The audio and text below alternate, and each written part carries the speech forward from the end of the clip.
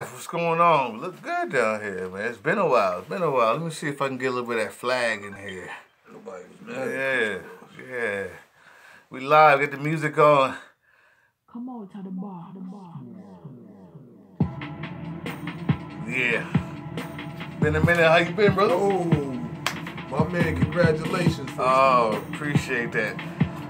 Appreciate that. Hey, listen. Young Bruce Lively Jr. was born. I'm back. You see in my eyes, I'm tired. We doing this for y'all, man. It's crazy. Let me see if we can hear him. Nah, he must be asleep. He's asleep now. But need to go to sleep. Nigga need to get a job for real. Support the household. Listen, how you doing out there, YouTube? Cheers and welcome to The Basement. My name is Bruce Lively. And I'm D-Boy Slim.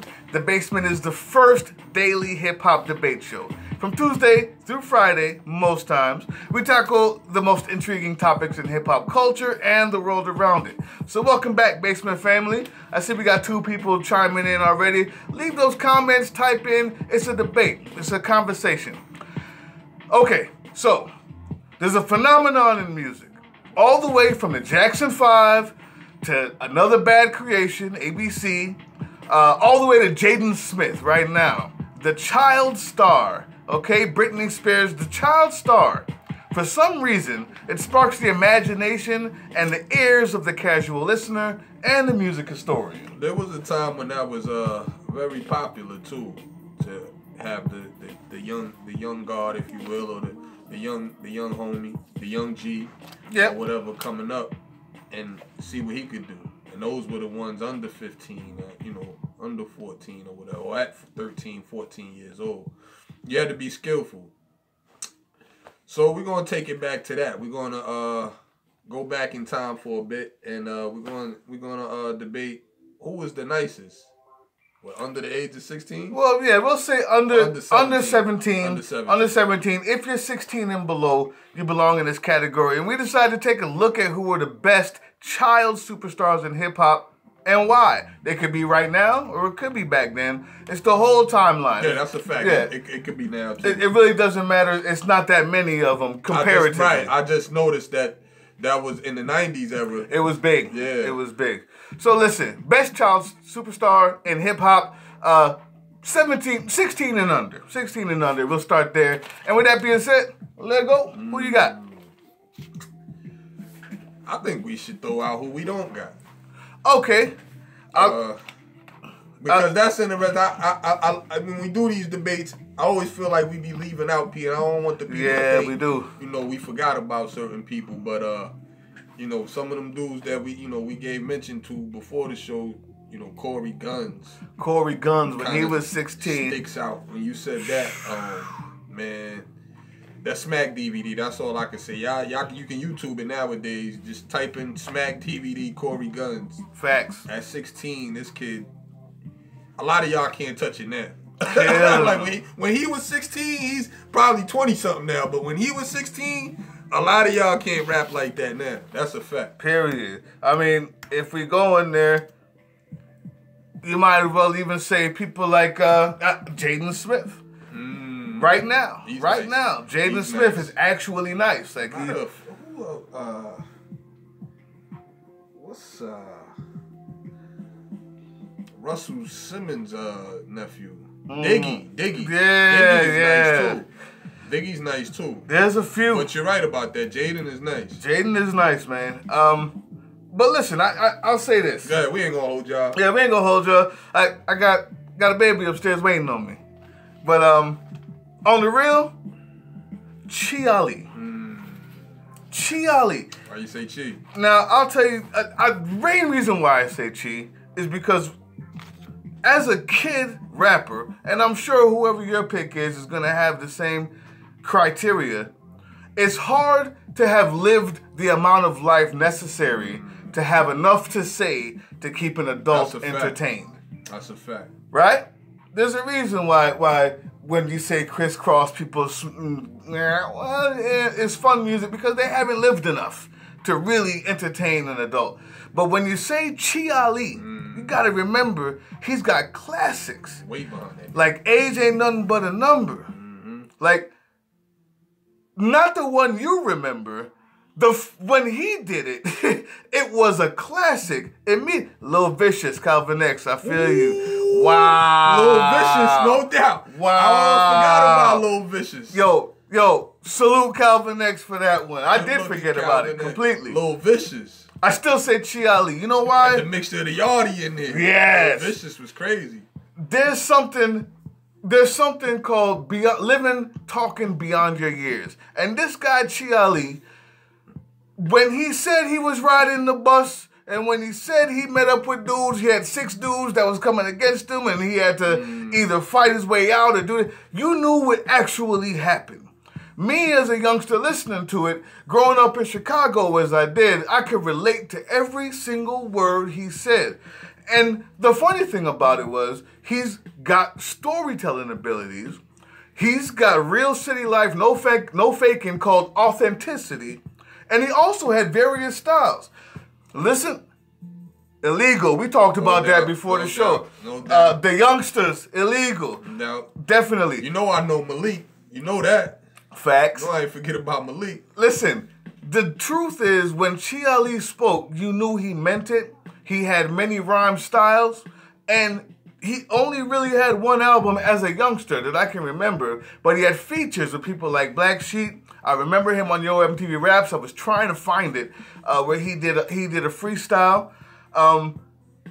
But the dude was gifted in his craft, and he was authentic, and he was good, and he used his storytelling ability to the likes that I haven't really heard from anybody of that age. It's hard, like we said, to have lived enough to entertain an adult and to have enough to say. Not only did he have enough to say, he did it well. Jiali. It's hard to argue Jiali. He was dead nice coming up. Yeah. A legend in my book. I see you Before essays. He, caught the body or whatever. That's the song Bruce pointed out. The girls look so. Let them know. But their mind is not ready. Y'all remember that was Jiali. But I'm gonna go with someone who was a little more underground, but a few of y'all may remember, and that's the kid Shaheed. Ooh. I'm gonna go with Shaheed. Y'all might have forgot about Shaheed. Ooh. What made Shaheed official to me? He already had the stamp coming in with the W sign. So that when you co-signed by RZA and Meth and Raekwon already at that particular time in 94, 95, that kind of, you know. So then it's like, well, then he got to be able to spit. He said, Jiali, dope, tragic how he got locked up. That's true. Thankfully, he's out now. I was about to say Shaheed. Blows, Crips, and Essay. I'm sure you was, man. You always right along with us when we do stuff like this. But you couldn't spell it right. That's what's up. Go ahead. Tell them about Shaheed. You already know. So, yeah, Shaheed, man, he was show and prove. That was a thing we used to say back then. And it wasn't, you can't just ride the wave of your clique, and you can't just, you know, stand in the background and act and look cool with the rest of the fellas. You got to show and prove at some point. Shaheed definitely did that. On and On. I think it was the first single he released off the Rugged Child, which I copped back then. Crazy. And like I was explaining to Bruce, he used to make distinctions like, you know, we ain't them crisscross or them backpack dudes, and it's no disrespect, no knock, because I'm sure if Chris of Criss Cross was alive now, him, Shaheed, and all of them would be cool or whatever. But I'm sure about that. It was just basically saying we really living the life that we talking. It was the main thing. You know, it was the staple of Wu-Tang, in which I was talking with, had to talk with Bruce before the show about. They would always make their videos in the hood that they talking about. Yeah. They always made their videos on them scenes, on them blocks, on them projects, them housing projects that they were talking about. Shaheed was he was a student of that. He came right up under that, and like I said, it was. Even looking back at the videos now, to think how people, we were thinking at 15 and 16 years old in 94, 95, it's kind of astounding. It's kind of crazy. You want to raise your kids better than you know what I'm saying? I understand that now, like, but yeah, he was, that's, authenticity. You hear me say that all the time. Wordplay. He was that, like, obviously he had a pen game. Like, RZA wouldn't and Wu-Tang wouldn't even allow you to stamp or say the W of Wu-Tang nothing if you couldn't without rap, a pen game. Period. So both of them had writers as well, but both of them was credited. If you look at the back of we was talking about that, both of them was credited for at least over 60% of all of their lyrics. So just remember that when we're talking. We're talking about 15-year-olds, 14 maybe. How old was Jiali? She might have been like... He might have been 12, like 14. 13. Yeah, 13, like 14. 13, 14. But let me say this though. In the spirit of debate, Shaheed was dead nice. But what I really liked about Jiali was he had not only the authenticity that both of them obviously have. When you find them rapping with Black Sheep, and they have a song called Pass the 40, where they pass the 40 around and everybody raps and everybody does a quick freestyle on it. They passed it to Jiali, and his first thing was, I'm not old enough to drink or to bust guns. Not saying he hasn't seen it, because if you heard his album that came out right before that, you'll hear about everything that he's seen in the streets, and it was authentic. I like the fact that he kept being a child. He was still a child. It wasn't shock value like, oh, I'm 13, I'm walking over dead bodies, and that's why you're amazed at listening to me. He just talked about his life, and it happened to be authentic, and he happened to be in a city that was harsh, to say the least. So, to me, I think Shaheed may have had a shock value that to me, I like the Jiali more. I think it's when you can keep that innocence in your rhymes and still have enough experience and authenticity to keep an adult listener engaged. That's hard to do. I wouldn't call it so much shock value. I think you were shocked to see it at the fact that a 15-year-old could relay that a grown man's story to you. But to me, that was part of why I'm sitting here talking about Shaheed today, because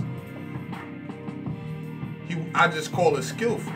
Like, at 15, when you're able to relate, and the thing about it, I don't think he did it purposely to whereas I'm trying to sound gory or the toughest kid out the hood. Nah. He had a song called The Toughest, though. I think when, wasn't he have a song called literally The Toughest? What was it? No. What was it? I don't know which song you're talking about, but I'm gonna look it up. Go ahead. Yeah. It wasn't that. Like I said, I think it was more so like he had a lyric where he says, the man got slain in front of my building. I don't know. I used to hang with his grandchildren. Like, this is everyday life. This from a child's perspective. You know what I'm saying? When the child's telling you, I hang with the man that died in front of my building. I hang with his grandchildren.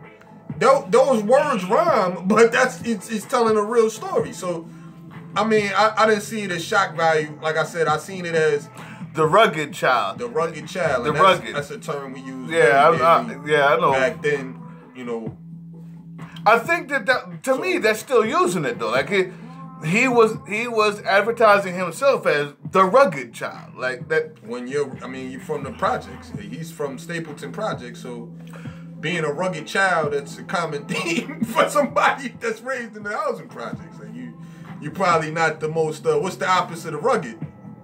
Like you're probably not the not rugged. You're probably not the most. So yeah, I mean, like I said, I got it, man. Like, and that may be, like I said, it may be for a small demographic, but I got it. And those of us that knew what it was and knew what time it was, then you got it and you felt it, just like you do in the energy and what these kids talk about now. He was speaking to a real,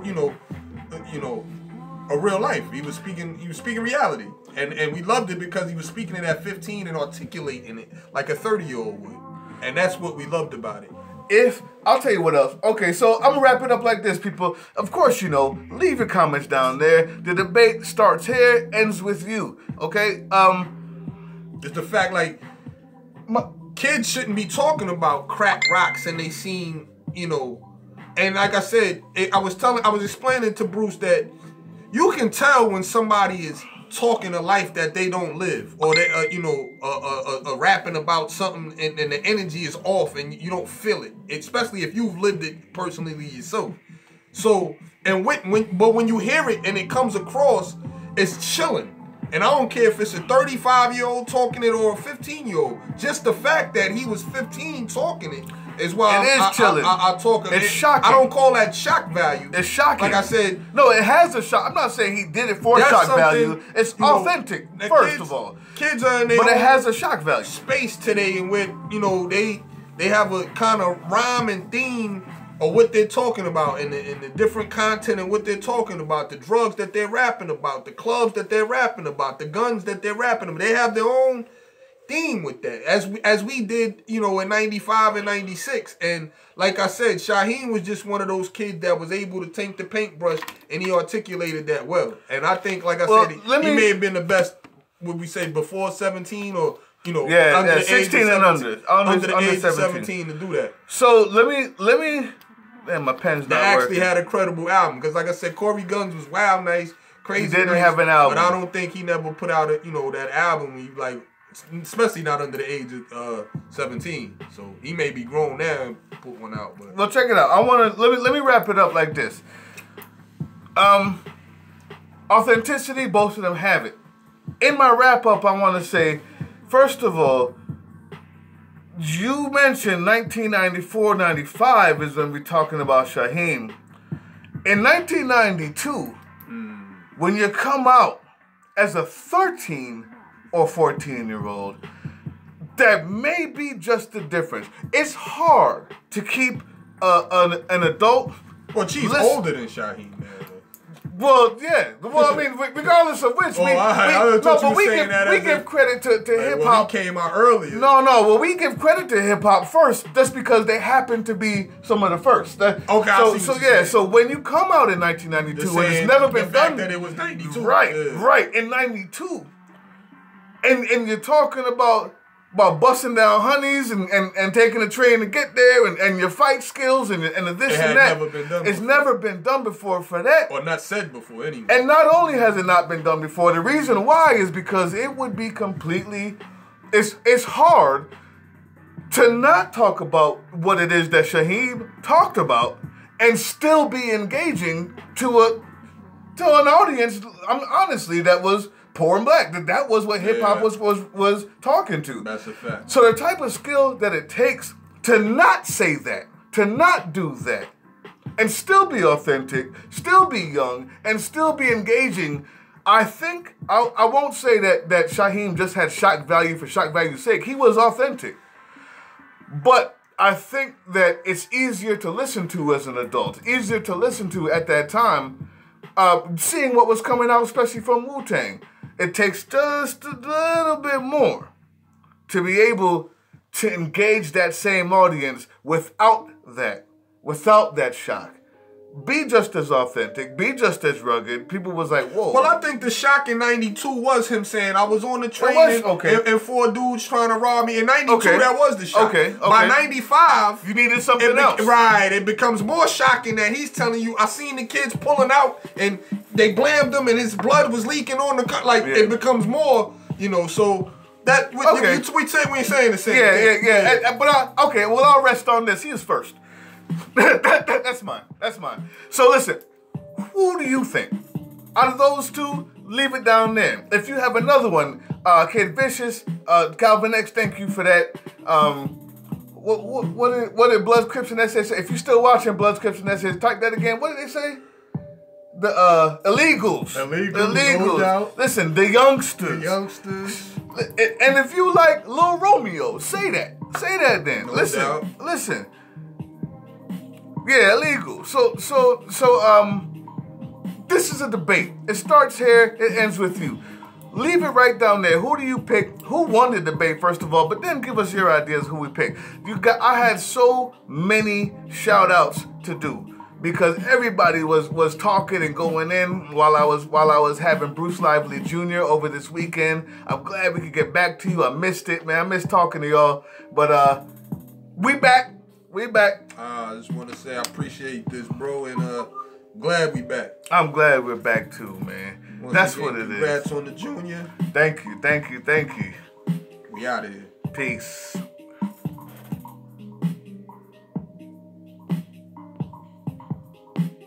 What's happening here?